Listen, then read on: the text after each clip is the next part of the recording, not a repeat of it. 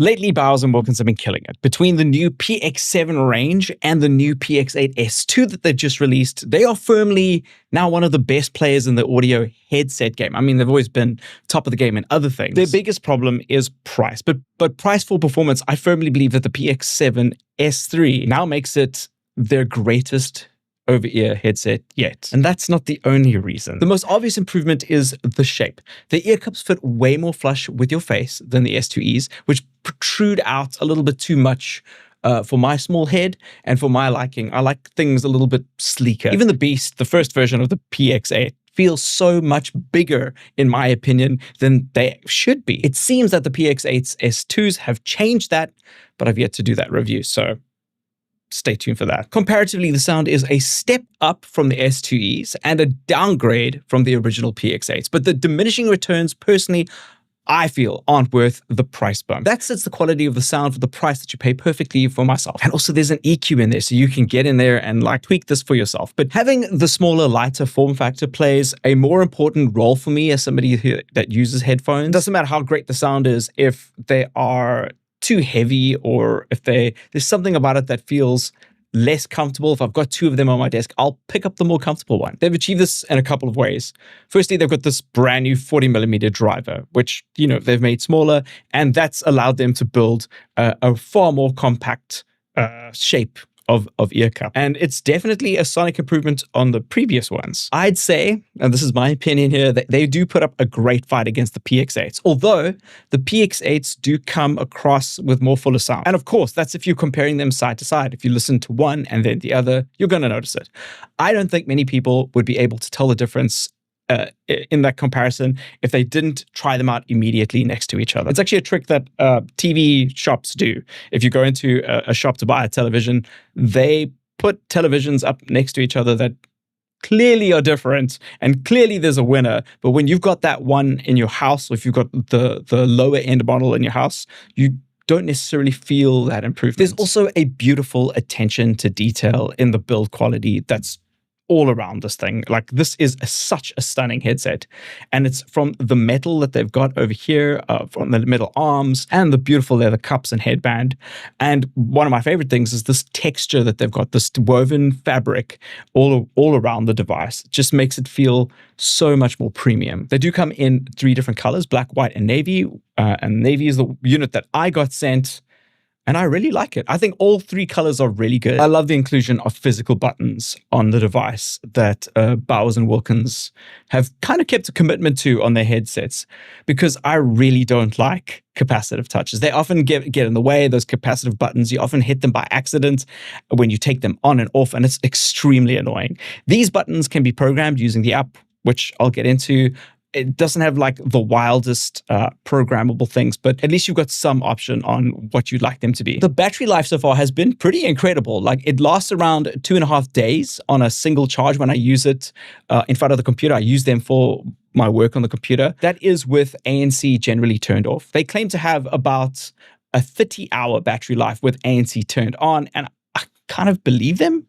Actually, having this, I'm very, very surprised. And if they do run out, this is the best part. You can charge them up to 7 hours of playback time on a 15-minute charge, which is life-saving. That means that you can plug them in when you go take a lunch break, and by the time that you get back to your desk, you're good to go for the rest of the day, even potentially into the next day. It supports AAC and SBC codecs, as well as aptX adaptive and aptX lossless. Or if you want better sound quality, you can plug in the included USB-C to 3.5mm cable.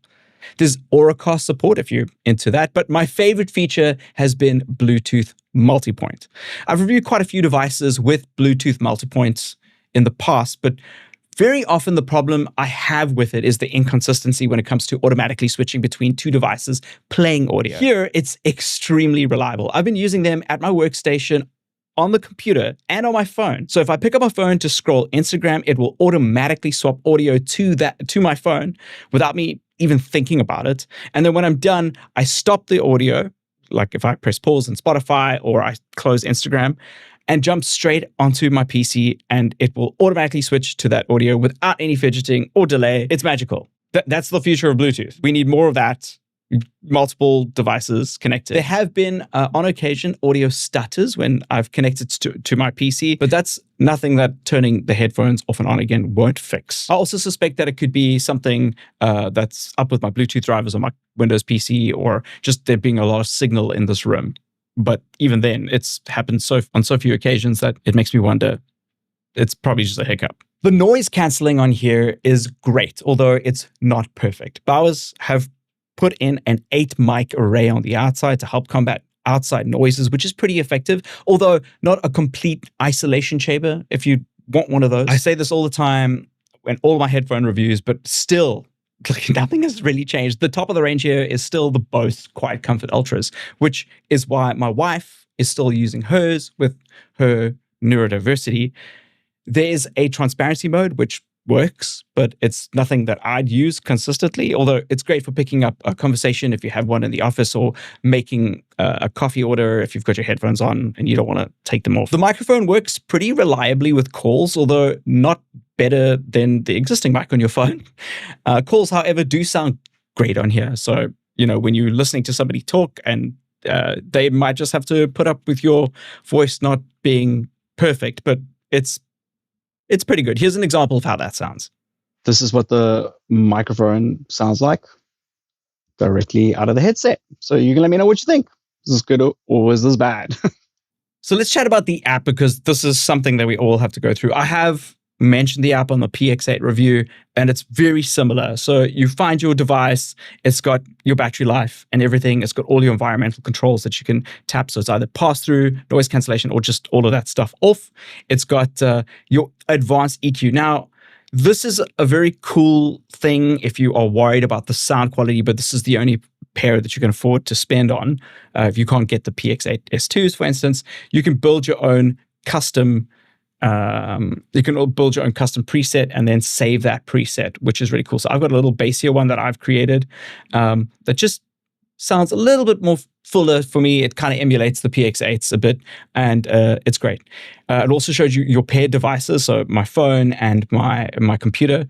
And then you can customize the buttons, like I mentioned. There's this quick action button on the left earpiece of the device. You can either have it change the environmental control, so that noise cancellation on and off or pass through, or you can set it to be your voice assistant if you've got Gemini or Google Assistant or whatever on your device. You can just get it to do that. Oh, Siri, whatever you've got. They've got a wear sensor toggle, which is also really cool. So this helps you with when you take your headphones off, right? Like how it detects when that is taken off. You can either have very high sensitivity, so as soon as I lift my headphones off, it really shuts off. But I would say if you're going to gym or something and you have these on, I would have it on normal. I don't need anything. Or maybe it's depending on the shape of your head, right? Like if something doesn't feel right when you take your headphones off and you want the music to stop sooner or later, this is where you do that.